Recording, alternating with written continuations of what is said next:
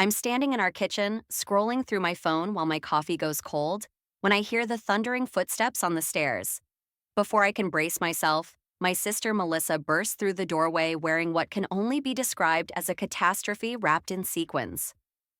Olivia, she twirls, nearly knocking over a chair. This weekend is the event, the charity gala, and I'm going to meet him. I don't look up. Who's him this time? Brandon Ashford III. She says it like she's announcing royalty.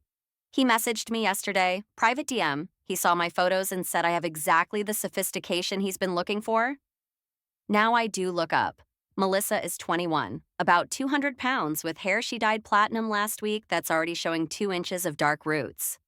The dress she's wearing probably cost more than my car payment. Purchased on mom and dad's credit card, naturally. Let me see the message. She clutches her phone to her chest. Why? So you can tell me it's fake like you always do? So you can crush my dreams like you crushed them when I was dating that surgeon? The surgeon who turned out to be a dental assistant with a gambling problem? He had potential. Mom appears in the doorway, already smiling at Melissa like she's just announced a cure for cancer. What's all the excitement? Mom, Brandon Ashford III wants to meet me at the Pinnacle Club Gala this Saturday. He's a real estate mogul. His family owns half the waterfront. Mom's eyes go wide. Oh, honey, that's wonderful. See, Olivia? Your sister has always had excellent taste. You could learn something about putting yourself out there. I bite my tongue so hard I taste blood. Mom, can I just see the messages? Just to make sure everything's legitimate? Melissa's face goes red. You're just jealous because nobody wants you. When was your last date, Olivia? When? I went out with Marcus 2 weeks ago. Marcus, the accountant. She says it like I admitted to dating a serial killer. Brandon has a penthouse, a yacht. He summered in Monaco. He told you he summered in Monaco? He told me everything. She's practically screaming now. And Saturday night, when I walk into that gala on his arm, you're all gonna see that I was right. I was always right. Dad walks in, newspaper under his arm. What's happening? Your youngest daughter is about to marry into high society? Mom says, already misty-eyed. Finally, someone in this family is going places. I set down my coffee. Dad, can we please just verify this guy's identity before Melissa spends another $1,000 on a dress? Another 1,000? Dad's face pales slightly. It's an investment, Melissa shouts. You can't meet a billionaire in last season's fashion. Last season was 2 months ago, I mutter. Mom shoots me a look that could freeze lava. Olivia, why can't you be supportive? Your sister has a real chance here. A real chance at what? Getting scammed? You're the one who's been scammed. Melissa's voice cracks. Scammed into thinking that working 60 hours a week at some boring marketing job is success. I'm going to be a socialite. I'm going to have drivers and private chefs and you're going to get your heart broken, I say quietly. Again. The silence that follows is thick enough to cut. Mom's mouth forms a thin line. Dad looks between us like he's watching a tennis match. Melissa's eyes fill with tears, which I know from experience are about 30% genuine emotion and 70% manipulation. I can't believe you, she whispers. My own sister. She runs upstairs. A door slams.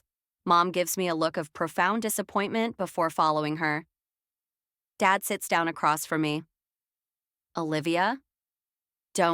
Please don't tell me to be more supportive. I was going to say that you're probably right, but your mother will never admit it, and Melissa needs to learn somehow. Does she? Because she's been pulling this for 6 years and she's only gotten worse. I pull up my phone and start scrolling through social media. It takes me 30 seconds to find Melissa's recent posts. Pictures of her in designer clothes she can't afford, champagne glasses strategically positioned, captions about living my best life, and luxury mindset. Every photo has the same background. Our very ordinary suburban house, carefully cropped and filtered to look expensive. She's catfishing herself, I say, showing Dad the phone. She's creating this persona online, and then she's shocked when scammers target her. Dad sighs. What do you want me to do? Make her show you the messages, check if this Brandon person is real before she drains your credit cards again. You know your mother will say I'm stifling her dreams. Her dreams are going to bankrupt you. He doesn't argue because we both know it's true. The next 3 days are a blur of chaos. Melissa spends every waking hour preparing for the gala. She hires a makeup artist. She books a hair appointment at a salon so expensive I assumed it was a typo. She buys shoes that cost more than my monthly rent. Every time I try to talk to her, she tells me I'm being negative, unsupportive, jealous. Mom backs her up completely. Let her live a little, Olivia. Not everyone wants to be as boring as you. By Friday night, I've had enough. I wait until Melissa is in the shower, then I slip into her room and grab her phone from the nightstand. I know her passcode because she's used the same one since high school. 2222 because thinking is hard. The messages with Brandon Ashford III are exactly what I expected and somehow worse than I imagined. They start 3 weeks ago. He initiated contact, commenting on her photos with generic compliments. She responded immediately. Within days, he's telling her about his business ventures and his charitable work and how he's looking for a woman of substance, not just beauty. The photos he sent are obviously stolen from somewhere, different backgrounds that don't match, different lighting. One photo shows him in front of a Lamborghini with a license plate that's clearly been photoshopped. But here's the thing that makes my blood run cold. 3 days ago, he started talking about an investment opportunity that just opened up. Time sensitive, exclusive. He could get her in, but he needs to move quickly. I'm screenshotting everything when Melissa's bathroom door opens. What are you doing? Her voice is ice. Melissa, this guy is a scammer. Look at these photos. They're fake. She snatches the phone from my hands. Get out of my room. Just look at them. The backgrounds don't match. The lighting is different. You're pathetic. She's shaking with rage. You're so miserable in your own life that you can't stand to see me happy. I don't want to see you get hurt. Then leave me alone. She shoves me toward the door. I stumble into the hallway where Mom is standing, arms crossed. Olivia, that's enough. You've gone too far. Mom, he's a scammer. I can prove it. What you can prove is that you're jealous of your sister's success. Now, let her enjoy her special night. I look between them, Melissa in her doorway with tears streaming down her face, Mom blocking my path like I'm the villain in this story, and I realize there's no winning here. There never was. Fine, I say. But when this falls apart, don't act surprised. I spend Saturday in my apartment, ignoring calls from my mother. Around 2 in the afternoon, Melissa texts me a photo of herself in the new dress. She looks happy. She looks hopeful. She looks exactly like someone about to walk into a disaster. I text back, be careful, please. She doesn't respond. At 7 p.m., my phone rings. It's Dad. Olivia, we're at the Pinnacle Club. Can you come down here? Why? So Melissa can yell at me in public? Please, just come. The Pinnacle Club is exactly the kind of place Melissa dreams about. Marble floors, crystal chandeliers, waiters in white gloves. I spot my family immediately because Melissa is the only woman there in a dress that bright shade of pink. She's standing next to a man in an expensive suit. He's handsome in a generic way, with slicked back hair and a watch that catches the light. He's holding Melissa's hand and smiling at her like she's the only person in the room. Mom is beaming. Dad looks uncomfortable. I walk over slowly, taking in every detail. The man's suit is nice but not custom fitted. His shoes are designer but last year's style. His watch is catching the light because it's too shiny. Probably because it's a good fake, but still a fake. Olivia, Melissa spots me and her smile falters. What are you doing here? Dad called me. The man extends his hand. You must be the sister, Brandon Ashford. Charmed. His handshake is too firm, too practiced. His cologne is too strong. His smile doesn't reach his eyes. Nice to meet you, I say. Brandon Ashford III, right? Your family owns the waterfront properties, among other investments. His smile is perfectly white and perfectly false. Which buildings specifically? I work in marketing. We might have handled some campaigns for your properties. Something flickers across his face, too quick to read. We keep a low profile, family preference. Of course. But the Ashford name is on the buildings, right? Which streets? Olivia. Mom's voice is sharp.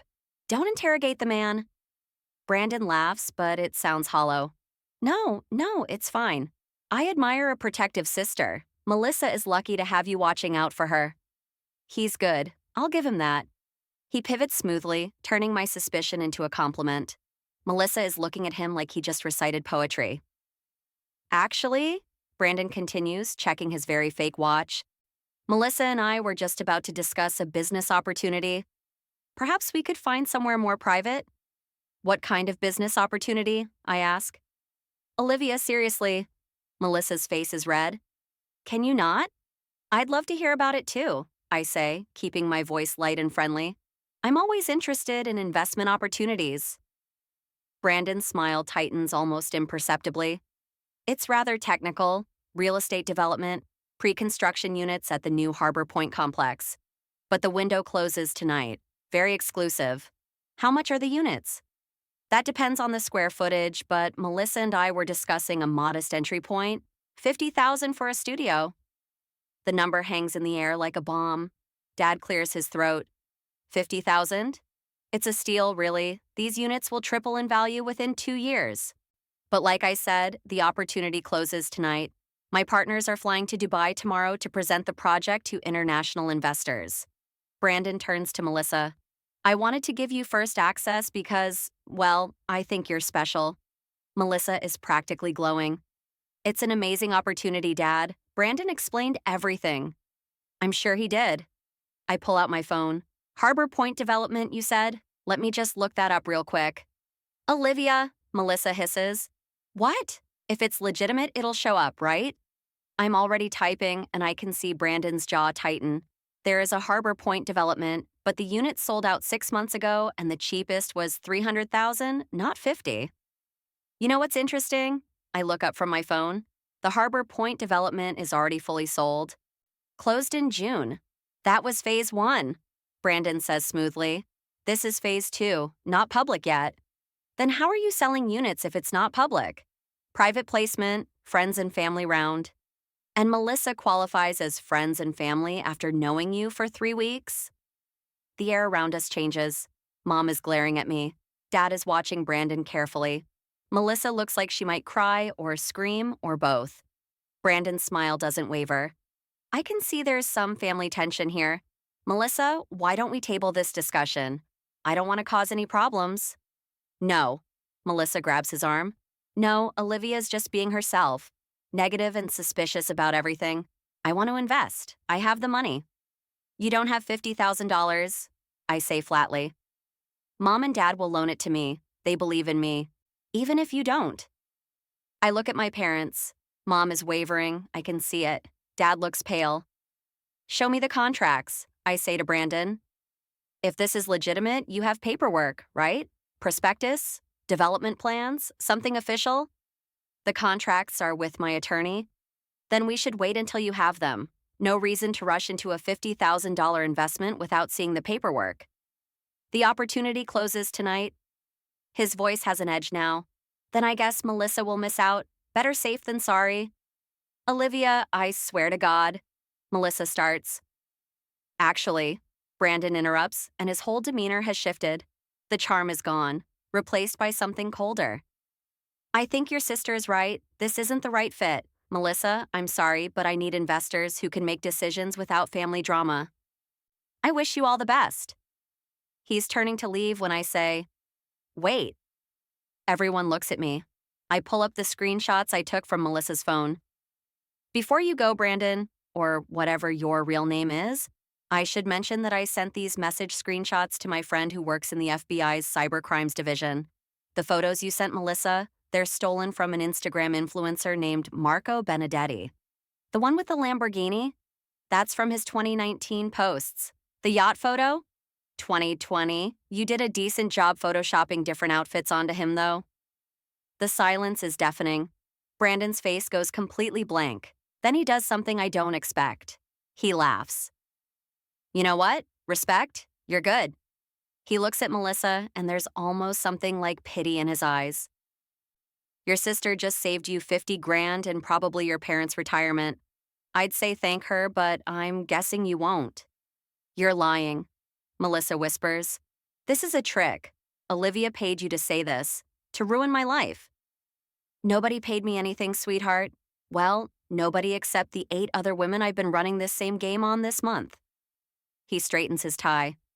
But your sister's bluffing about the FBI? She didn't send anything to anyone because she just got those screenshots yesterday. He looks at me. You're smart, but you overplayed your hand. Still, you got the result you wanted. He walks away, unhurried, like he's leaving a disappointing restaurant rather than a failed con.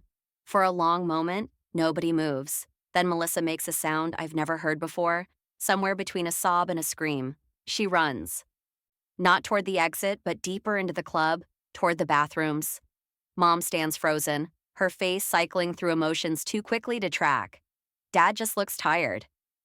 I'll go check on her, Mom finally says, her voice barely audible. When she's gone, Dad sits down heavily in the nearest chair. 8 other women. Jesus. At least.